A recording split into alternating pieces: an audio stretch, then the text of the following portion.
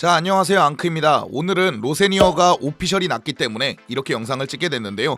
로세니어 축구가 어떤지 궁금해하시는 분들이 많아서 저도 로세니어 축구를 열심히 보고 여러 칼럼들을 뒤져가면서 로세니어는 어떤 축구를 구사하고 또 첼시에서는 어떻게 변화할지를 한번 예측해보면서 제 생각에 대해서도 얘기해보도록 하겠습니다. 가시죠. 일단 요즘 감독들이 가장 많이 하는 것은 공격과 수비에서 어떻게 수적 우위를 가져갈 것인가입니다. 마레스카도 그렇고 과르디올라, 아르테타, 에메리 감독도 그렇고 모든 감독들이 그걸 고민하는데요. 로세니어 역시 마찬가지입니다. 결국 최근 축구 트렌드에서는 중앙과 전방에서 어떻게 수적 우위를 가져가는가에 있는데요. 결국 전 감독 마레스카도 구스토와 쿠쿠레야의 넓은 활동 범위로 이걸 커버쳤습니다. 지금 쿠쿠레야의 움직임을 보겠습니다. 왼쪽 측면에서 출발해서 어느새 중앙을 돕고 있고 왼쪽 측면 공격을 돕다가 최전방에서 마무리를 하고 있습니다. 이거는 최근에 3위 빌드업, 2사 빌드업을 쓸 때 모두 활용되었고 다음 장면이 이 구스토의 장면을 보면 거의 공미롤에 가깝습니다. 애초에 구스토는 하프라인 이상에서 태클을 하는 일도 많아지는데요. 마레스카 역시도 수적 우위를 가져가기 위해서 구스토와 쿠쿠레야를 적극 활용한 것으로 보입니다. 로세니어는 기본적으로 3-4-3을 쓰고 있습니다. 하위권이나 내려앉는 팀을 상대로 할 때는 투톱을 쓰는 3-5-2를 쓰기도 하는데요.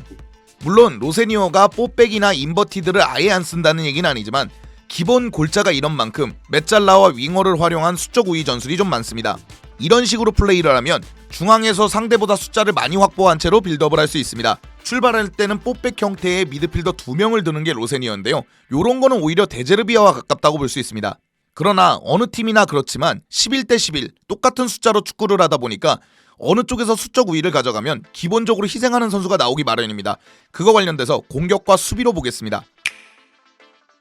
자, 일단 공격을 보자면 저는 핵심이 될 선수는 주앙 페드로와 파머라고 생각을 합니다. 스트라스부르 공격을 보면 굉장히 유기적으로 움직입니다. 파니첼리나 에메가가 묶이고 있다면 한쪽 자원이 내려와서 받아주면서 상대 수비를 좀 중앙으로 쏠리게 한 다음에 측면 자원에게 내주고 그 측면 자원이 다시 박스 안으로 집어넣는 방식을 택합니다.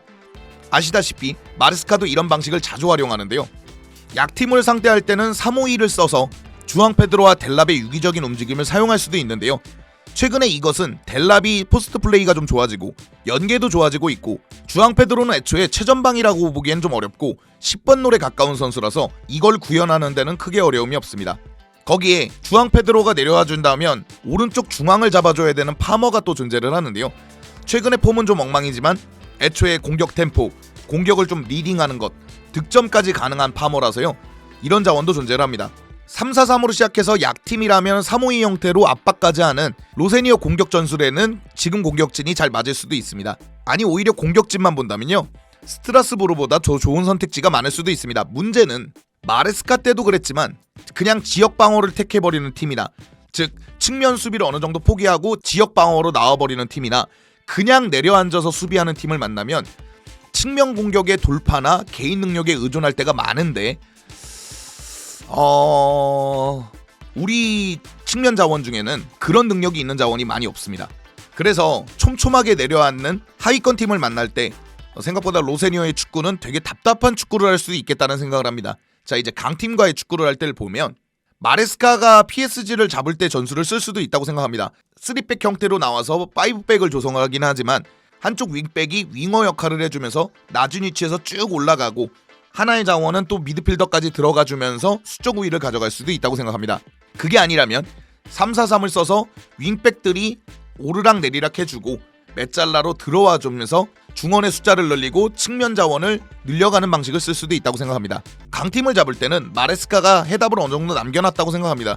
네투를 윙백화하고 구스토를 시프트로 올리는 거, 이게 해답이라고 생각하는데요. 이미 구스토는 많은 경기를 통해서 특히 강팀과의 경기를 통해서 이게 강팀을 잡는 방법이라는 걸 증명했고 네투도 PSG전이나 낮은 위치에서 출발할 때 좋은 모습을 보여줬습니다. 당장의 구스토는 맨시티전에도 막판에 한 건을 했기 때문에 이런 부분들은 로세니어가 착안해서 자기화하지 않을까 싶습니다.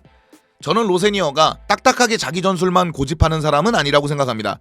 그렇기 때문에 굳이 마레스카 때 잘 되던 거를 뒤집어버리고 억지로 다른 전술을 쓰지는 않을 것 같아서요. 강팀을 잡을 땐 이런 방법들을 착안하지 않을까 싶습니다. 자, 그냥 프리미어 리그에서의 걱정은 이런 것입니다. 만약에 3-5-2를 쓰지 않고 기본적으로 3-4-3을 쓰고 진행할 때는 3-4-2-1이 될 텐데 이러면 프리미어 리그에서 문제가 생길 확률이 좀 높습니다. 결국엔 쿠쿠레아나 구스토가 올라가면 3백이 넓게 벌리고 산체스가 때에 따라서 공간을 메워주는 볼플레잉 골키퍼, 스위퍼 골키퍼를 해주는데요. 이건 마레스카 전술에서 한두 번도 아니고 자주 문제가 등장했기 때문에 크게 지적하지 않아도 될 것 같습니다. 워낙에 압박 단위가 좋고 공수 전환 속도가 저는 다른 리그에 비해선 제일 좋다고 보는 PL에서 지금의 수비력으로 이걸 구현하기에는 마레스카도 어려웠기 때문에 전술적 능력으로 덜 검증된 로세니어라고 다를까 싶습니다. 자, 이 장면을 보죠. 공이 끊기면 이런 장면이 벌어지게 됩니다. 왼쪽 공간이 완전히 열려버려 있지 않습니까? 이 당시 쿠쿠레아도 많이 지쳐있는 상태이기 때문에 커버도 늦고 그러다 보니까 아주 안전하게 공이 페널티 박스까지 들어오게 됩니다. 이런 문제는 오히려 약팀에게 경기하다가 시종일관 두들기다 뒷공간을 열어주는 그동안 첼시가 반복했던 문제점을 로세니어도 반복하지 않을까라는 우려점이 있습니다. 자, 그러면 선수의 활용법 하나하나 보도록 하겠습니다. 개인적으로 스트라스부르에서 찝자면 모레이라, 바르코, 엘 모라베트, 와타나 등을 중심으로 보면 될 것 같습니다. 여기서 6번 롤을 소화하고 있는 엘 모라베트를 설명해야 되는데요. 사실 6번 롤과 8번 롤을 왔다 갔다 하곤 있지만 6번 롤이라고 봤을 때 사실상 모든 부분이 카이세도가 앞살이라고 생각합니다. 엘 모라베트라는 선수가 나쁘다라는 게 아니고요. 그냥 카이세도라는 자원은 정말 PL에서도 훌륭한 자원이라고 생각하고 최근 징계 이후로 폼이 좀 좋진 않지만 폼만 되찾는다면 카이세도는 6번이든 8번이든 맡겨놓으면 1인분 이상 하는 선수라서요. 이 부분은 로세니어가 굳이 걱정하지 않아도 된다고 봅니다. 자, 그러면 왼쪽 윙백 모레이라 역할이 좀 중요하다고 생각합니다. 사실상 첼시를 통해서 PL로 들어오는 만큼 로세니어는 스트라스부르 때보다 강팀 상대로 하는 전술보단 약팀 상대로 하는 전술이 많을 겁니다. 그럴 때 로세니어는 모레이라와 와타라를 동시에 기용해서 모레이라는 좀 넓게 벌려주고 그 사이를 와타라가 들어오는 마치 왼쪽 윙어와 쿠쿠레아가 보여주는 모습을 보여줄 수 있습니다. 아까 전술 설명하면서 얘기했지만 로세니어는 때에 따라 투톱도 쓰고 인버티드 롤도 자유롭게 구사합니다. 자주 사용하지 않을 뿐인데요. 만약에 약팀을 잡을 때 형태를 잡는다면 이런 형태도 가능하다고 봅니다. 이렇게 되면 가장 중요하게 떠오르는 건 하토입니다.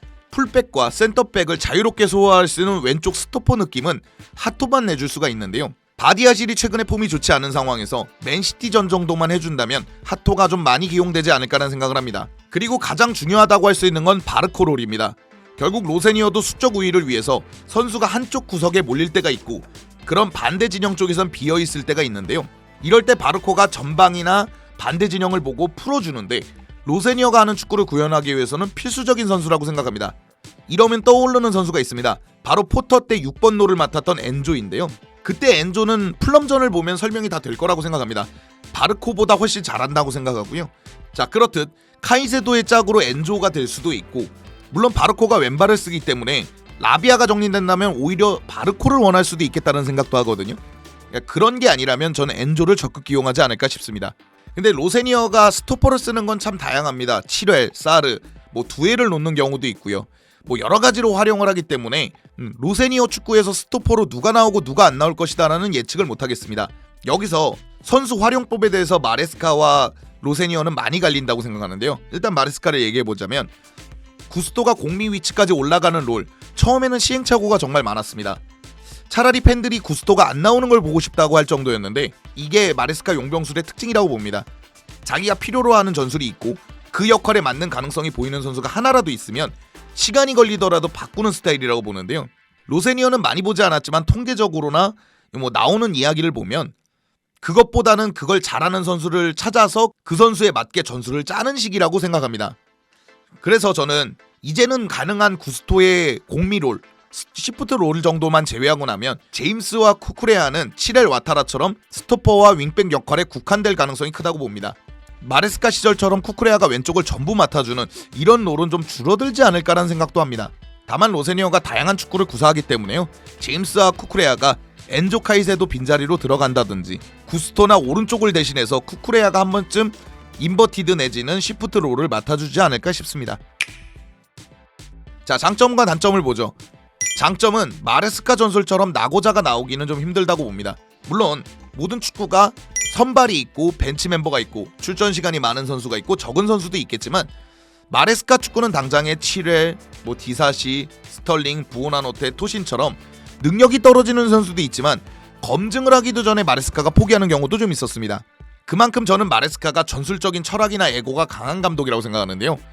로세니어는 3백부터 4백, 인버티드, 필요하다면 선수들의 위치까지 바꿔버리는 전술의 다양성 면에서는 마레스카보다 다양한 감독이라고 생각합니다. 더욱이 모레이라나 바르코의 활용법을 보면 안 되는 게 있으면 선수를 잘하는 것으로 맞춰서 다시 기용을 하는 사람이기 때문에요. 이런 부분에서는 이제 라커룸, 대인관계, 보드진과의 관계에서는 좀 더 긍정적인 모습을 보여줄 수 있습니다. 지금 첼시 보드진이 원하는 것은 사오는 선수들, 이 선수들을 다양하게 적극적으로 기용해서 팔 때도 돈을 좀 많이 받고 쓸 때도 쓸 수 있는 선수가 많은 것이 첼시의 궁극적인 목표인데요. 거기에는 부합하는 감독이라고 봅니다. 단점은 좀 더 많습니다. 검증이 덜됨, 이게 정말 크다고 보는데요. 리그왕이라는 곳은 폄하하는 것이 아니라 다른 리그에서 계약이 만료되거나 나이 특성상 말년이라고 불리는 선수들도 득점왕을 하는 곳이기도 합니다. 사실상 파리 생제르맹 정도를 제외하고 나면 경쟁력이 매우 떨어지는 리그라고 생각하는데요. 거기서 1년 반만 검증하고 PL에서 먹힌다, 이건 정말 불투명한 것 같습니다. 거기다 이제 감독의 전술을 보면 특히 교체 전술에 있어서는 마레스카만큼이나 답답한 측면이 있다고 봅니다. 그러니까 마레스카처럼 지금은 교체를 하던가 아니면 분명 분위기가 넘어갔는데도 교체를 하지 않고 있다가 분위기가 다 넘어가고 나서야 교체하는 경우들이 왕왕 있거든요. 요런 부분들은 좀 개선이 돼야 되는데, 단 이거는 스트라스부르가 첼시 선수단보다는 선수단이 그렇게 좋지는 않아서 이건 좀 지켜볼 문제인 것 같습니다. 그리고 이제 앞서 설명한 대로 수비의 불안감이 가장 큰 문제라고 생각합니다. 기본적으로 전방에서 강한 압박을 하고 3백을 변칙적으로 쓰면서 빌드업을 하다 보니까 생기는 문제들이 좀 있는데요. 더군다나 로세니어가 부임한 곳이 첼시라는 것이 더 문제입니다. 지금 첼시는 수비 커버가 좋거나 1인분 역할을 해줄 수 있는 센터백이 너무 없습니다. 부상이거나 경기력이 안 나오던가 몇몇 호흡이 너무 맞지 않다든가 자리가 안 맞는다든가 이런 선수들이 거의 대부분인데요. 왼발잡이만 봤을 땐 바디아실, 하토가 유일한데 둘 다 너무 못해주고 있고, 포파나 같은 경우에는 부상이 좀 많고 투신과 찰로바도 예전 같은 폼은 안 나오고 있어서요. 이런 부분은 로세니어가 극복해야 될 가장 큰 문제라고 생각합니다.